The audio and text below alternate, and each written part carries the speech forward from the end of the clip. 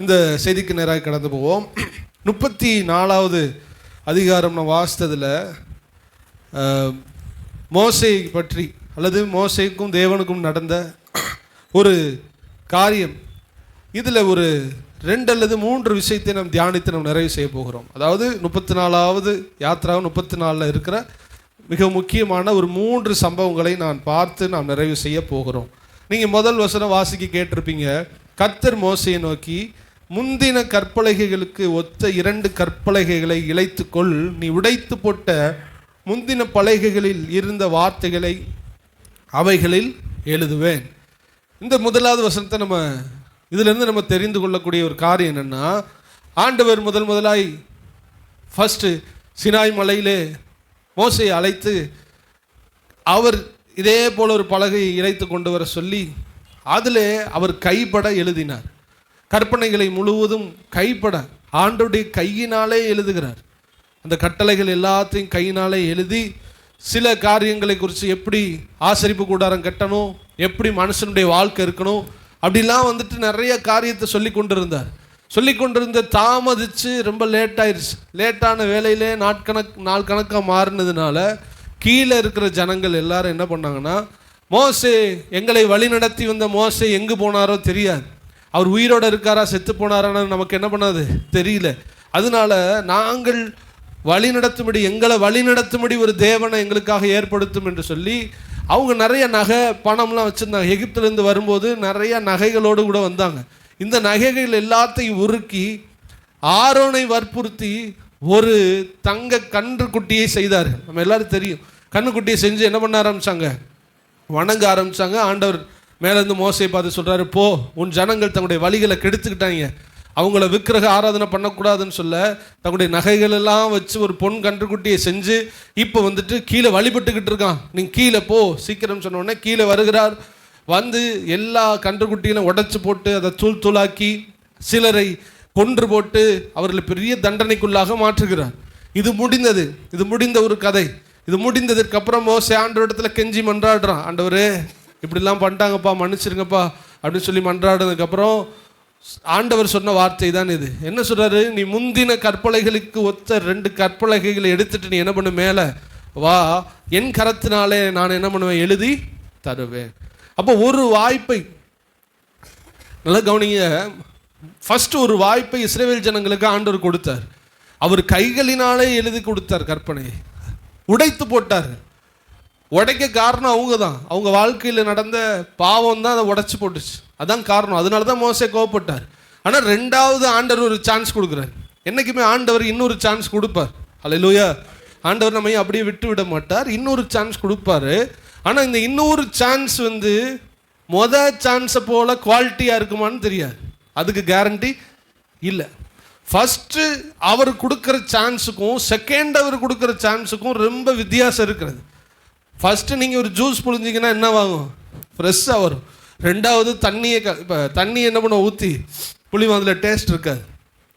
First தான் முதல் பலன் ரொம்ப முக்கியமானது. அப்போ ஆண்டவர் ஃபஸ்ட்டு கையில் எழுதி கொடுத்தாரு. இங்கேயும் சொல்கிறாரு, நீ எடுத்துகிட்டு வா, நான் கையில் என்ன பண்ணுவேன், திரும்ப எழுதி கொடுவேன் அப்படின்னு சொல்லிட்டு ஆக்சுவலாக சொல்கிறாரு. ஆனால் நடந்தது என்னென்னா, அவர் எழுதலை. யார் எழுதுறான்னா, மோசே தான் எழுதுகிறார். 28வது வசனத்தை நீ வாசிக்கும் போது உங்களுக்கு புரியும். 28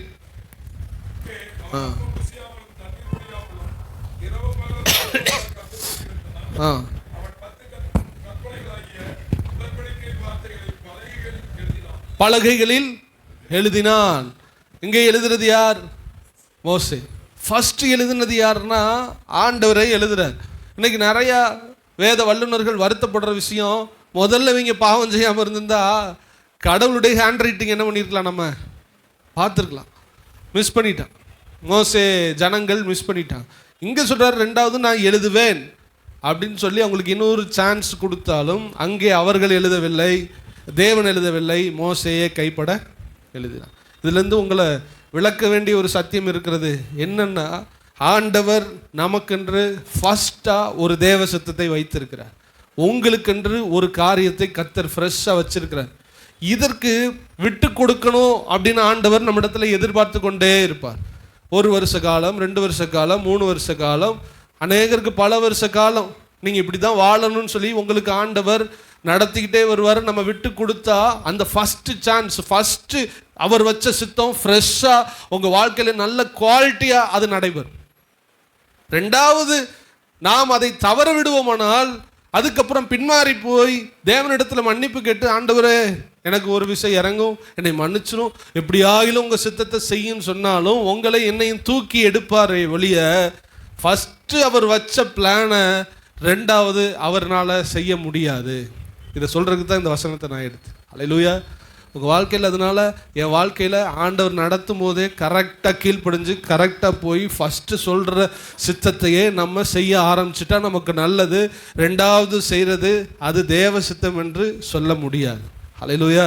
வேதத்தில் உங்களுக்கு சொல்ல விரும்புகிறேன், பெலிஸ்தியர்களை அழிக்கும்படிக்கு சிம்சோனை ஆண்டவர் பெரிய பராக்கிரமசாலியாக என்ன பண்ணினார், ஏற்படுத்தினார். ஒரு தாடை எலும்பு எடுத்து 1000 பேரை கொல்லுவான். யாரு? சிம்சோன். அவனை போல வீரன் யாரும் கிடையாது. பெரிய கேட் இருக்கும், அதை பிடுங்கிட்டு வந்துடுவான். சிங்கத்தை ஆட்டுக்குட்டியை போல வாயை என்ன பண்ணிடுவான், சிம்சோன் கிழிச்சிருவான்.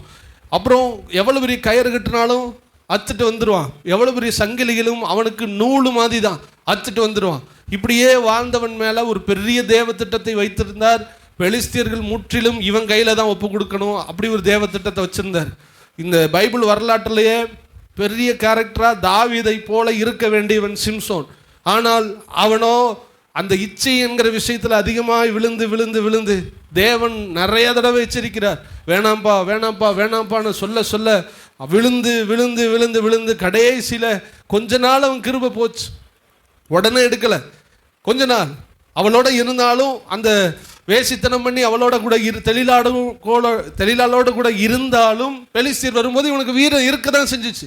ஆனால் நாள் அடைவில் அது குறைய ஆரம்பிச்சு. இப்போ ஃபேன் ஓடுது, ஃபேனை ஆஃப் பண்ண உடனே அப்படியே நிற்காது, கொஞ்ச நேரம் சுற்றிட்டு தான் சொல்லுங்கள் நிற்கும். நிறைய பேர் வாழ்க்கையில் ஆண்டவர் நம்மளை விட்டு போயிடுவார், போனதே தெரியாமல் ஃபேன் என்ன ஆகியிருக்கோம், சுத்தம். சவுளுடைய வாழ்க்கையிலே தேவன் ஆவியானவர் அவனை விட்டு விலகினார், சவுல் அதை அறியாது இருந்தான். ஃபேன் ஓடிக்கிட்டு தான் இருந்துச்சு, அவன் ராஜ்யபாரம் ஓடிக்கிட்டு தான் இருந்துச்சு. ஆனால் கொஞ்சம் கொஞ்சமாக அவன் குறைய ஆரம்பித்தான். தாவீது வர வர விருத்தி அடை, இவனுக்கு தெரியாமல் இவன் குறைஞ்சான். ஆனால் தாவீது அவனுக்கு தெரியாமல் அவன் விருத்தி அடைந்து கொண்டிருந்தான். அப்படியானால் ஆண்டவர் நமக்கு ஒரு சித்தம் வச்சிருக்காருன்னா அது ஃப்ரெஷ்ஷான சித்தம், 100% சித்தம். அதற்கு நாம் விட்டு கொடுக்க தான் வேண்டும். விட்டு கொடுக்கலைன்னா நம்ம வாழ்க்கையில் அந்த சித்தம் வெளியில் போயிடும். அதுக்கப்புறம் நம்ம கெஞ்சினாலும் அழுதாலும் மீண்டும் அதை பெற்றுக்கொள்வது கூடாத காரியம்.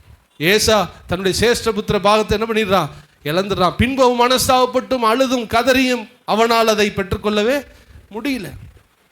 சிம்சோனை பார்த்து ரொம்ப பேர் சொல்லுவாங்க, அவன் ஒரே டயத்தில் ஒரு பெரிய அரண்மனை தூணையை உடைச்சு எல்லாரும் என்ன பண்ணிட்டான், கொண்டுட்டான். அவன் கடைசியாக கேட்கும்போது ஆண்டவர் இந்த ஒரு விஷயம் என்ன பண்ணும், இறங்கும் என்று சொல்லி கடைசியாக ஒரு சான்ஸ் கேட்டான். அவன் கேட்டு எல்லாத்தையும் தள்ளி போட்டு உடைச்சான், உண்மைதான். ஆனால் பரலோகத்துக்கு அவன் போய் நிற்கும் போது சிம்சோனுக்கு எழுதப்பட்ட வரலாறு அது அல்ல. சிம்சோனை குறித்து ஆண்டவர் வச்ச திட்டம் 3000 பேரை அல்ல, 30,000 பேர், 3 லட்சம் பேர், அநேகரை அழிக்கும்படி ஆண்டவர் அழைச்சாரு. ஆனால் சிம்சோன் தவறினதினால் அவனுக்கு இன்னொரு சான்ஸ் கொடுக்கப்பட்டிருக்கலாம். ஆனால் அது பூரண சித்தம் அல்ல, அது கிரேஸ் மார்க். அல்லேலூயா. எத்தனை பேர் புரியுது? வாழ்ந்தா பியூரா 100% ஆண்டவருக்காக வாழ்ந்துட்டு போகணும். சும்மா வாழ்கிறது, அப்புறம் வந்துட்டு எனக்கு அவன் கதையாக சொல்லுவான், என்ன சொல்லுவான், அந்த காலத்துலலாம் என் மேலே அப்படி ஒரு அபிஷேகம் இருந்துச்சு, ஆண்டவர் எனக்கு அப்படிலாம் வெளிப்பாடு கொடுவார். அப்போ இப்போ என்னாச்சு? அது என்ன பழைய கதையா? இப்போ என்னாச்சு? யோவான் சாணனை குறித்து என்ன போடப்பட்டிருக்கிறது? அவன் மரிக்கிற வரை அவன் எரிந்து கொண்டே இருந்தான். அல்லேலூயா. அவன் விளக்கு பிரகாசித்து கொண்டே இருந்தது. சாகிற வரை யோவான் பிரகாசித்து கொண்டிருந்தான். அவனுடைய வெளிச்சத்திலே நீங்கள் கலிகுரமானதாக இருந்தீர்கள். கடைசி வரை அவன் எரிந்து கொண்டிருந்தான். ஆண்டவர் சொல்லுவார், ஒரு குயவன் கைகளிலே மண்பாண்டம் இருக்கும் போதே அது உடஞ்சு போச்சா, அவர் வேறொரு பின்னும் அணைந்தார், வேறொரு பாத்திரமாயும் அணைந்தார். நீங்கள் ஜவுளி கடைக்கு போகிறீங்க, ஒரு சேலையை பார்த்துரு, அதான் வேணும்னு நிற்கும் போதே எல்லாம் செலக்ட் பண்ணி பில்லை போடுறதுக்கு நிற்கும் போது ஒரு அக்கா வந்து, ஏங்க நான் அதை அப்போதே என்ன பண்ணிட்டேன், பார்த்து வச்சுட்டேன், அது என்னோடது அப்படின்னு சொல்லும்போது, சாரி மேடம் வேறு சேலை பாருங்கன்னு சொல்லும்போது நீங்கள் நான் அடித்து பேசுவேன். ஆனந்தத்தில் உள்ள அவ்வளவு சேலையும் உங்களுக்கு அழகாகவே தெரியாது. நீங்கள் அந்த அம்மா சொல்லிச்சேன், இது நான் ஏற்கனவே எடுத்து வச்சேன், நீங்கள் ஃபஸ்ட்டு சாய்ஸில் பார்த்தீங்களா, அந்த சேலை உங்கள் மனசை விட்டு போகாது. நீங்கள் கல்யாணத்துக்கு இதை கட்டிட்டு போனாலும் அவள் அதை தூக்கிட்டு போயிட்டாளே, அவள் அதை தூக்கிட்டு போயிட்டாளே. First chance. ஆண்டவர் வச்ச மேலான முதல் சித்தத்தை நீங்கள் இழந்து போவீர்களானால் நீங்களும் திருப்தி அடைய போவதில்லை, உங்களை படைத்த இறைவனும் திருப்தி அடைய போவதில்லை. இரண்டாவது பலகை கர்த்தர் எழுதவில்லை, மோசேயே எழுதினார். அல்லேலூயா. உங்களுக்கு ஒரு எடுத்துக்காட்டு சொல்றேன். இளையகுமாரன் தன்னுடைய ஆஸ்தியிலே பாதியை பிரித்து கொடுத்துட்டார். இளையகுமாரன் போய்விட்டான், எல்லாத்தையும் வீணடிச்சு செலவழிச்சிட்டு வந்துட்டான். தகப்பன் வாசல்லையே காத்திருந்தார், வந்துட்டான். வந்ததுக்கப்புறம் கட்டி அணைத்து முத்தம் கொடுத்து மோதிரத்தை கொடுத்தார், வஸ்திரத்தை கொடுத்தார், பாதரட்சை கொடுத்தார், வீட்டுக்குள்ளே ஏற்றிட்டாரு. சரியான தடபுடலான சாப்பாடு. மூத்த அண்ணன் வந்து கத்துறான், நான் உம்மோடு கூட இருந்தேன், எனக்கு இப்படிலாம் பண்ணலையா அப்படிலாம் பண்ணலையேன்னு சொல்லும்போது சொல்கிறார், மகனே நீ என்னோட இருக்க, என்னுடையது எல்லாம். உங்களுக்கு என்ன புரியுது அர்த்தம்? 10 ஏக்கரில் 5 பிரிச்சாச்சு, தம்பிக்காரன் காலி பண்ணியாச்சு, மீதி இருக்கிற 5 என்னுடையது எல்லாம். சொல்லுங்க, உன்னுடையது. அப்போ உள்ள வந்தாரே, அவருக்கு என்னது? அவருக்கு கிடைச்சது ஒரு மோதிரம், அந்த நாள் கறி சாப்பாடு மட்டும்தான். வேணா டெய்லி அப்பா வேணா சாப்பாடு போடுவார், சொத்துக்குள்ள இடம் அவருக்கு கிடையாது. நல்லா புரிஞ்சுக்கணும். வீட்டுக்குள்ள அனுமதிக்கப்பட்டான், அது கிரேஸ் மார்க். வீட்டுக்குள்ள எந்த முகத்தை வச்சிருந்திருப்பான்? என்னைக்காவது இந்த கோணத்தில் இளையகுமாரனை பார்த்துருக்கீங்களா? வீட்டுக்குள்ள எந்த முகத்தோட இருந்திருப்பான்? அவனுக்கு என்ன சொத்து இருக்குது? மீண்டும் அவனை எந்த சொத்தை பிரிப்பது? தகப்பனை நீ சம்பாதிச்சு பிரித்து கொடுத்தாதான் உண்டு. எந்த சொத்தை அவனுக்கு பிரிக்கிறது? அண்ணங்காரன் தான் ஒத்துக்குருவானா என்ன? அப்போ உள்ள வந்தான், தகப்பன் பிள்ளையாய் ஏற்றுக்கொண்டான், சாப்பாடு கொடுத்தான். வேலைக்காரில் ஒருத்தர் என்ன நடத்தினா போதும், அது மாதிரி நடத்தல, கொஞ்சம் பிள்ளையா தான் நடத்தினான். ஆனால் சொத்து இருக்குதா இல்லையாங்கிறது கேள்வி. கிரேஸ் மார். இளையகுமாரனுக்கு ஃபர்ஸ்ட் கொடுத்தது ஆண்டவர் எழுதி கொடுத்த அதிகாரம், பின்பு எழுதினது மனுஷன் எழுதின அதிகாரம், கிரேஸ். இன்னைக்கு நீங்கள் எல்லாரும் நினச்சி பாருங்க, உங்கள் வாழ்க்கையில் ஆண்டோடைய சித்தம் பரிபூர்ணமாக நிறைவேறணும்னு எத்தனை பேர் விரும்புகிறீங்க? என்ன குறித்த திட்டம்? நான் கீழே விழுந்து நான் பின்மாறி போய் என்னை மன்னிச்சிருங்கன்னு சொல்லிக்கிட்டுலாம் நான் பரலோகத்து போகக்கூடாதப்பா. என்னை குறித்து என்ன சித்தம் இருக்கிறதோ அதை நான் முடிச்சுட்டு தான் நான் கடந்து போக வேண்டாம். அல்லேலூயா. அநேக விசுவாசிகள் ஆதியில் ஓடினவங்க கடைசியில் ரொம்ப பின்மாற்றத்துக்குள்ளே போனவர்களையெல்லாம் நான் பார்த்துருக்குறேன். எனக்கு தெரிஞ்ச ஒரு சபையில் ஒருத்தர் ரொம்ப நல்ல ஆதியில் இருந்தவங்க கடைசி நாட்களில் சர்ச்சுக்கு கூட வராத இடத்துக்கு போயிட்டாங்க. அவங்களுக்கு கடைசியாக ஜெபம் பண்ண என்னை அழைத்திருந்தார்கள், நான் ஜெபம் பண்ண போயிருந்தேன். முகமெல்லாம் இருண்டு போய் பேய் பிடிச்சது போல இருந்தா. அவங்க வாழ்க்கையை இழந்து போய் படுத்து கிடந்தாங்க. கொஞ்சம் ஒரு நாள் 2 நாளில் செத்துருவாங்க. அவங்களுடைய வரலாறு நீங்கள் பார்த்தீங்கன்னா அவங்கள போல ஒரு தேவ மனுஷி அவங்கள போல கிடையாது. கடைசியில் அவங்களுக்காக ஜெபம் பண்ணிட்டு ஆண்டவரே இல்லை மன்னி அப்படிலாம் ஜெபம் பண்ணிட்டு வந்ததுக்கப்புறம் அவங்க வீட்டில் சொன்னாங்க, ஒரு கருப்பு உருவம் அவங்கள விட்டு வெளியில் போய் அந்த நாள்லையே அவர்கள் மரித்து போனார். இவருடைய முடிவை பற்றி பரலோகம் எப்படி எழுதும்? இவர் களத்தில் எழுதுவார், ஆவியில் தொடங்கி நீங்கள் மாம்சத்தில் முடிக்கலாமா? அவனுடைய வரலாறு என்ன? அந்த தாயருடைய பேரை சொன்னா அப்படி ஒரு விசுவாசி, அப்படி உதவுனவங்க, அப்படி கிருபை உள்ளவங்க. ஆனால் முடிவு எங்கே போய் முடியுது? நான் ஒரு ஆளாக அவங்களுக்கு போய் ஜெபம் பண்ணி அவங்கள கடைசி ஜெபம் பண்ணி மன்னிப்பெடுக்க வச்சு ஆண்டவர்களை அனுப்புறதுக்கு எனக்கு வயது இருக்குதா, எனக்கு அனுபவம் இருக்குதா? சிறியோர் பெரியோரால் ஆசீர்வதிக்கப்படுவார்கள், அப்படி தானே? இப்போ இங்கே என்ன நடக்குது? உல்டா. நான் போய் ஜெபம் பண்ண வேண்டியதாக இருக்கு. அவர்கள் ஜெபிக்க வேண்டியவர்கள் ஜெபித்து கர்த்தருக்குள் நித்திரை அடைய வேண்டியவர்கள் நான் போய் ஜெபிக்க வேண்டிய இடம் அப்படியே மாறிடுச்சுன்னா, இவர்கள் முதற் பலனாகிய திராட்சரசத்தை சிந்தி போட்டதினால் இவர்களுக்கு 2வது திராட்சரசம் ரொம்ப மகிமையானது அல்ல, அது ஆசீர்வாதமானதும் அல்ல, அது ஏதோ நம்மை நேசித்ததுனால ஆண்டவர் கொடுக்குற ஒரு கிருபை. அல்லேலூயா. அதனால இன்னைக்கு நீங்கள் என்ன பண்ணிக்கணும், புரிஞ்சுக்கணும். இனிமேல் நீங்கள் ஜெபம் பண்ணும்போது என்னை குறித்த தேவ சித்தத்தை 100% என்ன பண்ணுங்கப்பா செய்யுங்கன்னு நீங்கள் ஜெபிக்கும் போது கர்த்தர் நமக்கு நிச்சயமாய் கற்பலகைகள் உடையாதபடி பார்த்து கொண்டு நம்ம இடத்துல ஆண்டவர் பூரண சித்தத்தை நிறைவேற்ற உண்மையுள்ளவராக இருக்கிறார். அல்லேலூயா. அதே யாத்திரா 34 இன்னொரு சம்பவம் இருக்கிறது. 9வது வசனத்தை வாசிங்களேன். 9வது வசனம்.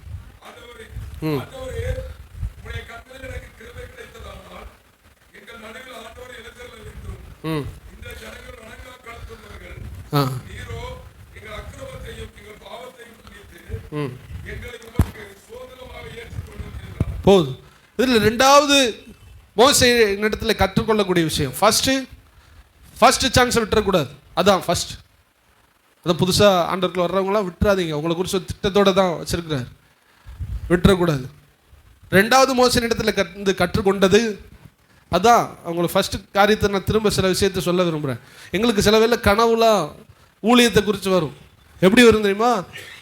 ட்ரெயின் வரும், ஓடி போகிறக்குள்ளே ட்ரெயின் என்ன ஆயிரும், கிளம்பியே போயிடும். பஸ் வரும், பஸ் என்ன பண்ணிடுவோம், விட்டுரும். நிறைய ட்ரெயின் பஸ் விடுற மாதிரி வரும். அப்போ ரொம்ப சங்கடமாக இருக்கும். போய் மூத்த ஊழியர்கள்ட்ட கேட்குறது, இப்படிலாம் வருது விட்டுட்டேன்னா, இல்லைடா விட்டுறக்கூடாதுன்னு ஆண்டவர் என்ன பண்ணுறாரு, காமிக்கிறார். விட்டுறக்கூடாது. ட்ரெயினை விட்டால் திரும்ப எங்கே போய் ஏறுறது? பஸ்ஸையாவது எங்கிட்டாவது போய் பிடிச்சி ஓடிடலாம்னு வச்சுங்களேன். அது ட்ரெயினுக்கு எந்த டிராஃபிக்கும் கிடையாது, அது அடிச்சு பறந்து போயிட்டே இருக்கும். தேவ சித்தமும் அப்படி தான், ஓடுற ஸ்பீடில் ஏறிக்கிறணும், இல்லைன்னா அது பாட்டுக்கு போயிடும், நம்ம போக முடியாது அப்புறம். அதனால ரொம்ப கவனமாக இருங்க. என் வாழ்வில் உங்களுடைய சித்தத்தை பரிபூர்ணமாக செய்யுங்கப்பா. எனக்கு செகண்ட் சான்ஸ் வேணாம், வேறொரு பாத்திரம் வேணாம், எனக்கு முத்திர மோதிரம் வேணாம், வெண் வஸ்திரமும் வேணாம், உங்கள் சொத்து தான் எனக்கு வேணாம் அப்படின்னு சொல்லி நம்ம ஜெபிக்கும் போது ஆண்டவர் கிருபை செய்வார். ரெண்டாவது, இங்கே மோசையுடைய ப்ரேயரை பார்க்குறோம். மோசையுடைய ஜெபம் அப்படின்னு நீங்கள் நினச்சிக்கலாம் இந்த ஹெட்டிங்கை. ஆண்டவரே, உடைய கண்களில் எனக்கு கிருபை கிடைத்ததானால் எங்கள் நடுவில் ஆண்டவர் எழுந்தருள வேண்டும். இந்த ஜனங்கள் வணங்கா கழுத்துள்ளவர்கள் நீரோ, எங்கள் அக்கிரமத்தை எங்கள் பாவத்தையும் மன்னித்து எங்களை உமக்கு சுதந்திரமாக ஏற்றுக்கொள்ளும். மோசே இங்கே ப்ரேயர் பண்ணுறார். எப்படி ப்ரேயர் பண்ணுறாருன்னா, தேவ பிரசன்னத்தோடு ஜெபம் பண்ணுறார். நீங்கள் ஜெபிக்கும் போது ஒரு தேவ பிரசன்னத்தை உணர வேண்டும். ஜெபிக்கிற இடத்துல இறைவன் இயேசு இறங்கி வருகிறார். அல்லேலூயா.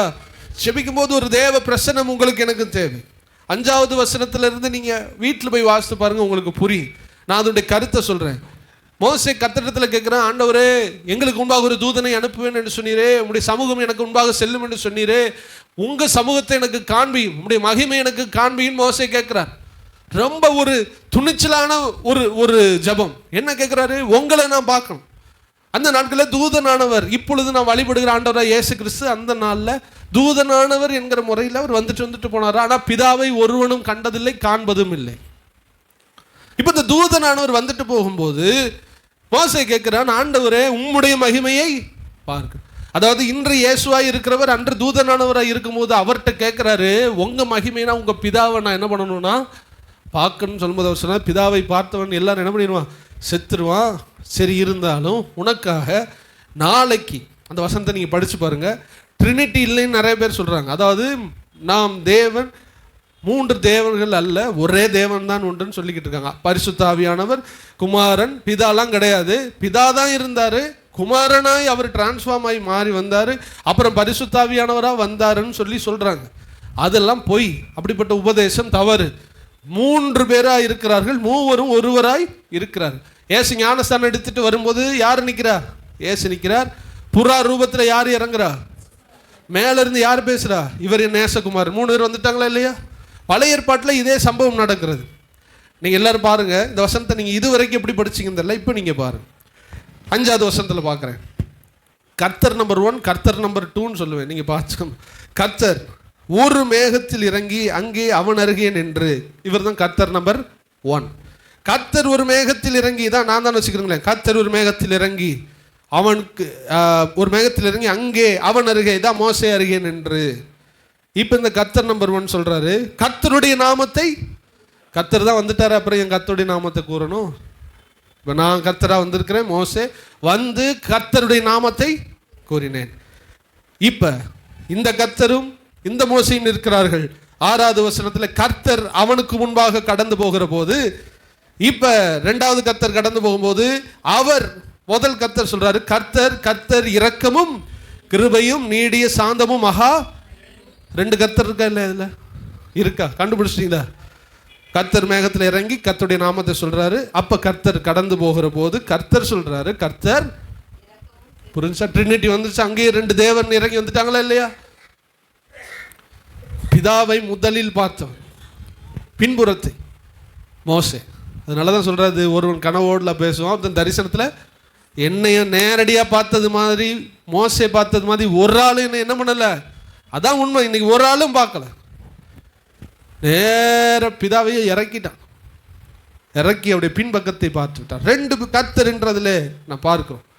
இப்ப தேவனுடைய மகிமை, நான் என்ன சொல்ல வரேன்னா, தேவனுடைய மகிமையின் உச்சத்தை கண்டவன் மோசே.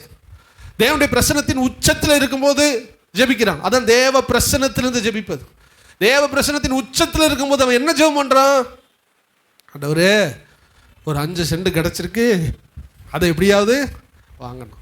ஒரு காரை பார்த்துருக்கேன், அது எப்படியாவது வாங்க. ஆண்டவரே, இவ்வளோ காசு எனக்கு வரணும், இவ்வளோ நான் சம்பாதிக்கணும். அப்படி அவனால் ஜெபிக்க முடியவே இல்லை. எங்க ஜெபிக்க முடியல? பிரசன்னத்தின் உச்ச கட்டத்தில் நின்று அவன் ஜெபிக்கும் பொழுது அவனுடைய ஜெபம் அதாவது நல்ல பியூரான ஜெபம்னா என்னன்னு சொல்ற பாருங்களேன். வானத்துக்கு கீழே உள்ள ப்ராப்பர்ட்டிஸ்க்காக ஜெபிக்க கூடாது. இதான் என்னது சொல்லுங்க? பியூரான ஜெபம். வானத்துக்கு கீழே இருக்கிறதுக்கு ஜெபிக்க கூடாது, வானத்துக்கு மேலே இருக்கிறதுக்காக நம்ம என்ன பண்ணணும்? ஜெபிக்க. கொலோசியரில் எழுதப்பட்டிருக்கிறது, நீங்கள் கிறிஸ்துவுடனே கூட எழுந்தது உண்டானால் மேலானவைகளை தேடுங்கள், கீழானவைகள் அல்ல மேலானவைகளையும். கிறிஸ்துவின் வலது பாரிசத்தில் உள்ளதை தேடுங்கன்னா என்ன அர்த்தம்? வலது பாரிசத்தில் சிங்காசனமும் மகிமையும் கனமும் உயர்வும் இருக்குது. இங்க இருந்துகிட்டு அதுக்காக ஜெபம் பண்ணுங்க, அழிஞ்சு போறதுக்காக ஜெபம் பண்ணாது. பூமி அழியும்னு எத்தனை பேர் நம்புறீங்க? பரலோகம் அழியாதுன்னு எத்தனை பேர் நம்புறீங்க? அப்ப எதுக்காக ஜெபம் பண்ணணும்? அழியாத பரலோகத்துக்காக தான் ஜெபம் பண்ணணும். இங்க மோசே ஜெபிக்கும் போது தேவ சமூகத்தினுடைய உச்சத்தில் இருந்து ஜெபிக்கிறான். ஜெபிக்கும் போது அவனுடைய பிரேயர் பூமிக்குரியதா இருக்கவில்லை. என்ன ஜெபம் பண்ணாரு? நான் திரும்ப வாசிக்கிறேன். இந்த ஜனங்கள் வடங்கா கழுத்துள்ளவர்கள், நீரோ எங்கள் அக்கிரமத்தையும் எங்கள் பாவத்தை மன்னித்து எங்களை உமக்கு சுதந்திரமாக. தேவ சமூகத்தின் ஆழத்திலிருந்து ஜெபிக்க கற்றுக்கொள்ளுங்கள். ஜெபிக்கும் போது உங்கள் வாயிலிருந்து ஜெபிக்கிற ஜெபம் எதை பற்றி தெரியுமா வரும்? மோசே இங்கே பாவம் செய்யலை, ஆனால் மோசே சொல்கிறான் எங்கள் அக்கிரமத்தை. மோசே அக்கிரமம் பண்ணாரா? ஆனால் மக்களுடைய அக்கிரமத்தை, யாருடைய அக்கிரமமா மோசே ஜெபம் பண்றாரு? எங்களுடைய அக்கிரமம் என்று சொல்லுகிறார். அடுத்து எங்களுடைய பாவம் என்று சொல்லுகிறார். எங்களை உமக்கு சுதந்திரமாக ஏற்றுக்கொள்ளும் என்று சொல்கிறார். மோசே ஒரு தவறும் அந்த இடத்துல செய்யவில்லை. அவன் பரிபூர்ணமாக தேவனுடைய சாயலை பார்த்து கொண்டிருக்கிறவனுக்கு நான் பாவம் செஞ்சேன்னு சொல்ல வேண்டியது அவசியம் இல்லை. அப்போ மோசே பிரசன்னத்தின் உச்சத்தில் போய் ஜெபித்தது என்ன? ஆத்துமாக்களுக்கான ஜெபம். கரங்களை வேத்துற அல்லையா சொல்லுங்க. இந்த 34ஆம் அதிகாரத்தில் இந்த 9ஆம் வசனத்தில் நாம் கற்றுக்கொள்ளுகிற ஒரு விஷயம் என்ன? உங்களுடைய ஜெபம் மாற வேண்டும். அது பூமிக்கு கீழே இருக்கக்கூடாது, பூமிக்கு மேலே ஆத்துமாக்களை கொண்டு போகிற ஜெபமாக இருக்க வேண்டும். நீங்கள் கண்களை மூடி அபிஷேகத்தால் நிரம்பி ஜெபித்தால் உங்கள் கண்களில் இருந்து தாரதாரையாய் கண்ணீர் ஓடி நீங்க என்ன ஜெபிக்கணும்? என் தேவனே, என் ஜனங்களை மன்னி.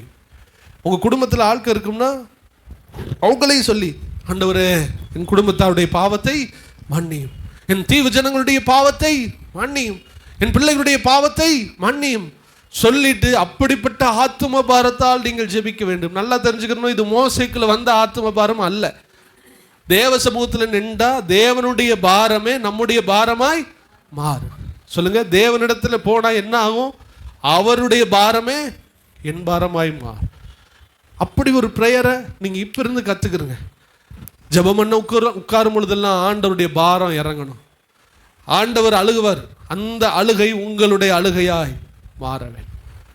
இப்பொழுது மோசே ஜெபிக்க ஆரம்பிக்கிறான். அல்லேலூயா. ஏசாயாவும் அப்படித்தான். உயரமும் உன்னதமான சிங்காசனத்திலே தேவன் வீற்றிருக்க பார்க்கிறான். பார்க்கும் பொழுது முதலாவது உச்சகட்டத்தை அடைகிறான்.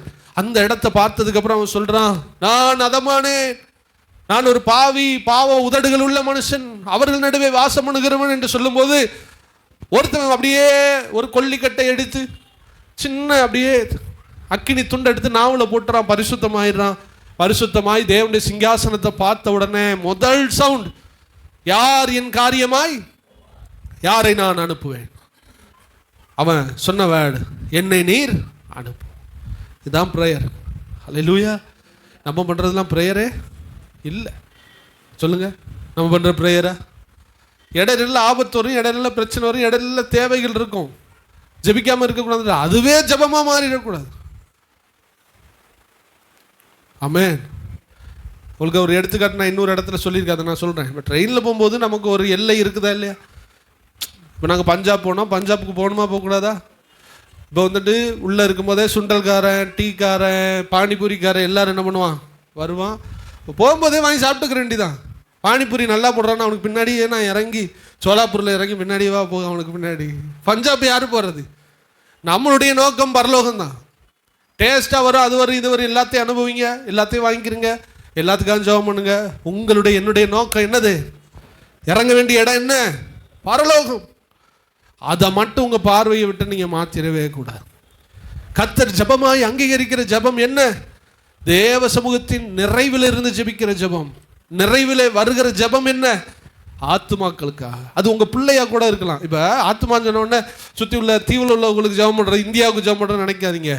இப்போ நீங்கள் உங்கள் ஆவியில் நொறுக்கப்பட்டு ஜெபம் பண்ணும்போது உங்கள் ப்ரேயர் எப்படி தெரியுமா மாறும்? என் பிள்ளைக்கு சுகமில்லையேங்கிற ப்ரேயரை விட, என் பிள்ளைக்கு சொத்து இல்லையேங்கிற ப்ரேயரை விட, என் பிள்ளைக்கு இன்னும் ரட்சிப்பு இல்லையேங்கிற ப்ரேயர் என்ன வரும்? ஃபஸ்ட்டு வரணும். அதான் கரெக்டான ப்ரேயர். நீங்கள் ரட்சிப்பை பிள்ளைகளுக்கு கொடுத்துட்டா வர வேண்டியது ஆட்டோமேட்டிக்காக வந்து. உங்கள் பிள்ளைகளுக்கு ஜெபம் பண்ணுவா, நீங்கள் என்ன ஜெபம் பண்ணுறீங்க? நிறைய பேருக்கு அப்படி இல்லை. பிள்ளை இன்னைக்கு நம்மளை விட்டு போயிட்டா அது எங்கே போகும்? அது பரலோகம் போகுமா? நரகத்தில் வந்து கிடக்குமே. ஆண்டவரே இந்த தடவை நல்ல காலேஜ் கிடைக்கணும், அதுக்கான அப்படி 2 நாள் ஃபாஸ்டிங் போட்டிருக்கேன். சில பேர் சொல்லுவாங்க, என் பிள்ளை பரீட்சை எழுதிக்கிட்டு பரீட்சை அங்கே எழுதிக்கிட்டு இருக்கும் போதே நான் ஃபாஸ்டிங் போட்டுக்கிருக்கேன். அவன் பாஸ் ஆகி இப்போ என்ன பண்ண போகிறான் சொல்லுங்கள்? அடுத்து காலேஜ் போக அவன் ஞானஸ்தானம் எடுக்கணும் ஜெபம் பண்ணமா? அவர் ரட்சிக்கப்படும் ஜெபம் பண்ணமா? பாஸ் ஆகிறதுக்கு ஃபாஸ்டிங் போட்டவங்க நம்ம மனம் திரும்புறதுக்கு ஃபாஸ்டிங் போடலை. அதான் நல்லா பாஸ் ஆகி நல்ல வேலையில் இருக்காங்க, ஆனால் சர்ச்சுக்கு வரமாட்டேன். ஆத்மானா நம்ம பிள்ளைகளை விட்டுட்டுலாம் நான் சொல்லலை. உங்கள் கணவருக்காக ஜெபம் பண்ணாலும் அவர் ரட்சிக்கப்படணும். உங்கள் பிள்ளைக்காக ஜெபம் பண்ணாலும் அவன் என்ன பண்ணணும்? ரட்சிக்கப்படணும். அவன் இன்னும் ஆண்டவரை தேடணும், அவன் மறுரூபமாகணும், அவன் மனம் திரும்பணும், ஆண்டவரால் தொடப்படணும், அவன் ஏசுன்னு கிடக்கணும், அவன் பேர் ஜீவ புஸ்தகத்தில் எழுதப்படணும். ஆண்டவரே அதை எப்படி ஆகிலும் அவனுக்குள்ளே செய்யும். என் காலம் முடியுது, என் காலத்துக்கு அப்புறம் யார் பாப்பா? யார் அவனை கிறிஸ்துக்குள்ள நடத்துவா? அவன் இப்படியே போயிட்டா. நல்லா தெரிஞ்சுக்கணும், ஒரு 15-17 வயசுக்குள்ள அவனை வளைக்கலைன்னா அவன் அதுக்கப்புறம் வளையவே மாட்டான். அதுக்குள்ளேயே நீங்கள் அவ்வளோ ரிஸ்க் எடுத்து அவனுக்காக ஜெபம் பண்ணி ஆண்டவருக்குள்ள நடத்தி அவனை ஏசப்பாவை அவன் இருதயத்தில் என்ன பண்ணிடணும்? கொடுத்துடணும். பணத்தை கொடுக்காதீங்க, சொத்தை கொடுக்கறதுக்கு முயற்சி பண்ணுறது அல்ல. ஏசப்பாவை உள்ள வச்சுட்டா அவன் தப்பிச்சிடுவான், கரை சேர்ந்துருவான். நீங்கள் தைரியமாக கண்ணை மூடிட்டு மேலே போகலாம், அவன் பின்னாடி வந்து நிற்பான். ஒரு ஆளாக வரமாட்டான், அவன் 4 பேரை கூப்பிட்டுட்டு மேலே வந்து நிற்பான். ஹல்லேலூயா. அப்போ ப்ரேயர், ஆத்துமாக்களுக்காக ஜெபிக்கிற நிறைவின் ஜெபம் தேவ பிரசன்னத்தில் தான் இருக்கிறது. இது நல்லா புரிஞ்சுக்கிறீங்க. ஆத்துமாக்களுக்காக ஜெபிக்க முடியலன்னா நீங்கள் தேவ பிரசன்னத்தில் ஜெபிக்கலைன்னு அர்த்தம். தேவ பிரசன்னத்தில் ஜெபிக்கிறீங்கன்னா நீங்கள் ஆத்துமாக்களுக்காக ஜெபிக்க ஆட்டோமேட்டிக்காக வந்துடுவீங்க, நித்தியத்துக்காக ஜெபிக்க வந்துடுவீங்க. எரேமியா சொல்கிறான், என் தலை தண்ணீர், என் கண்கள் கண்ணீர் விட்டுமானால் நல்லமா இருக்கும். அப்படி இருந்தால் கொலை என்ன போகிற சீயோன் குமாரத்திக்காக நான் மன்றாடுவேன். நல்ல தேவ மனுஷனில் பாருங்க. எரேமியா தேவனை பார்த்த உடனே சொன்னது, நான் போகிறேன், நான் ஆத்துமாக்களுக்காக போகிறேன். எரேமியா தேவனை கண்ட உடனே சொல்கிற வார்த்தை, என் தலை வந்து தண்ணி டேங்கா மாறட்டுமா, கண்ணு பைப்பா மாறட்டும், நான் அழுதுகிட்டே இருக்கேன் ஆத்துமாக்களுக்காக அவன் சொல்லுகிறான். ஏசு சொன்ன ஒரு எடுத்துக்காட்டை உங்களுக்கு சொல்லி நான் ஜெபிக்க போகிறேன். சீசர் எல்லாரும் மீன் பிடிச்சிக்கிட்டு இருக்கான், ஒரு மீன் கிடைக்கல. கரையில் என்ன கிடைக்கும்? கரையில் மீன் கிடைக்காது, பாசி குப்பை இதுதான் டாமினேட் பண்ணி நிறைய வரும். ஆண்டவர் சொன்னார், கரையில் ப்ரேயரை கரையிலே ஒரு ப்ரேயராகவும் ஆழத்தில் ஒரு ப்ரேயரை நீங்கள் வச்சுக்கிட்டு, கரையில் ஜெபிக்கிற ஜெபம் குப்பையும் கூலத்தையும் தான் அள்ளிட்டு வரும். அது உங்கள் பணமாக இருக்கலாம், பொருளாக இருக்கலாம், எல்லாம் இருக்கலாம். ஆண்டவர் சொல்கிறார், பவுல் சொல்லுகிறார், எல்லாவற்றையும் தூசியாகவும் குப்பையுமாகவும் நான். ஆழத்துக்கு போகாமல் கரையில் இருந்து ஆவியின் நிறைவில்லாத ஒரு ஜெபம், உங்கள் பணத்தை தரலாம், பதவியை தரலாம், உயர்வை தரலாம், எல்லாம் தேவனுக்கு முன்னாடி குப்பை. ஆண்டவர் சொன்னார், ஆழத்தில் போய் மீனை போடு, ஆழத்தில் போய் வலைய போடணும். ஆழத்தில் போகும்போது அங்கே வர்றதெல்லாம் குப்பை கிடையாது, மீன். அப்போ நம்முடைய ப்ரேயர் பேசிக்காக இருந்தால் ஆசீர்வாதங்கள் வரலாம், அது கர்த்தருக்கு முன்னாடி வேல்யூபிள் கிடையாது. அதை வச்சு நமக்கு ஒரு யூஸும் கிடையாது. பூமியில் யூஸாக இருக்கலாம், நித்தியத்தில் யூஸ் கிடையாது. ஆனால் ஆண்டவர் சொல்கிற, ஆழத்துக்கு நீ போனால் மீன்களை பிடிக்கிறவனா என உன்னை மாற்றுவேன். ஹல்லேலூயா. நீங்கள் உங்கள் ஜெபம் ஆழமாக இருந்தால் நீங்கள் ஆத்துமாக்களை ஆதாயம் பண்ணுவீங்க. உங்கள் ஜெபம் பேசிக்காக இருந்தால் ஆசீர்வாதமாக இருப்பீங்க, ஆனால் ஆத்துமாக்களை இன்னைக்கு நிறைய பேருடைய பிரேயர் ஆசீர்வாதத்தை ஆண்டவர்கிட்ட எப்படா கறக்கலான்னு தான் பார்க்கணும். ராமராஜா அந்த காலத்தில் பாட்டு பாடி செம்பகமே செம்பகமேன்னு கறக்கிற மாதிரி ஆண்டவருக்கு ஒரு பாட்டு வச்சுருக்காங்க. பாடி அவர்கிட்ட எப்படியாவது கறந்துரு. அவர்கிட்ட எப்படிடா காசை கறக்கலாம், ஜபம் பண்ணி உபவாசம் மட்டும் எப்படி வாங்கலாம், எப்படி பிஸ்னஸில் உயரலாம், அதில் நல்ல ட்ரிக்காக பண்ணியிருக்கேன். ஆண்டவரும் கொடுத்துட்றாரு. ஏமாறுறாரா இல்லை ஏமாந்து போங்கடா அப்படின்னு கொடுத்துட்றாரா ஒன்றும் தெரியல. ஆண்டவர்கிட்ட கறக்கிற மெத்தடு தெரிஞ்சுக்கிற கூடாது. ஆண்டவர்கிட்ட நான் ஆழத்துக்கு போய் மீன் பிடிக்கணும்னு நீங்கள் கேட்கணும். ஆண்டவர் ஆழத்துக்கு உங்களை அனுப்ப ஆரம்பிப்பா. உங்களுடைய ப்ரேயர் மாறட்டும். ஒரு 2 ஸ்ட்ராங்கான விஷயத்தை உங்கள் மத்தியில் நான் சொல்லியிருக்கேன். கர்த்தர் கொடுத்த தேவ சித்தம், முதல் வணைந்த பாத்திரம் தான் எனக்கு தேவை, 2வது வேற பாத்திரம் எனக்கு வேண்டாம். வீட்டில் இருந்த மூத்த குமாரனை போல எனக்கு சொத்து தான் தேவை, எனக்கு முத்திர மோதிரமும் பாதரட்சிகளும் எனக்கு வேண்டாம். ஹல்லேலூயா. சிம்சோனை போல எனக்கு பை சான்ஸ் இன்னொரு சான்ஸ் எனக்கு வேண்டாம். முதல் சான்ஸ்லேயே என் தேவ சித்தத்தை நான் நிறைவேற்றி முடிக்கும். ப்ரேயர் கரையில் இருக்கிற ப்ரேயர் அல்ல, ஆழத்தில் இருக்கிற ப்ரேயராக மாறட்டும். அது உம்முடைய பாரமே என்னுடைய பாரமாய் மாறி ஆத்துமாக்களுக்காக ஜெபிக்கிற ஜெபமாய் மாறட்டும். ஹல்லேலூயா. ஆண்டவர் வெளிப்படுத்துகிற விசேஷத்தில் ஒரு தூபம் பூமியிலிருந்து எழும்பி வருகிறதா, அது பரிசுத்தவான்களுடைய ஜெபம். என்ன ஜெபம் தெரியுமா? பரிசுத்தவான்கள் எதுக்காக ஜெபம் பண்ணுவாங்க? உலகத்துக்காக அல்ல, ஆத்துமாக்களுக்காக ஜெபம் பண்ணுறது தான் பரலோகத்தில் தூபமா மேலே போகுது. உங்கள் ஜெபம்லாம் மேலே போகணும் அப்படின்னா அது நித்தியத்துக்குள்ள ஜெபமாக இருக்கும். முதலாவது தேவனுடைய ராஜ்யத்தையும் அவருடைய நீதியும் தேடுகிற ஜெபமாக இருந்தால் உங்கள் பிள்ளைகளுக்கு, உங்கள் குடும்பத்துக்கு, உங்கள் தீவுக்கு தேவையானதை கர்த்தர் தந்து ஆசீர்வதிப்பார். கர்த்தர் நம்மையும் அப்படி ஜெபிக்க வைப்பாராக. இந்த 2 விஷயங்களை நாம் கற்றுக்கொண்டிருக்கிறோம். கர்த்தர் நம்மை ஆசீர்வதிப்பாராக.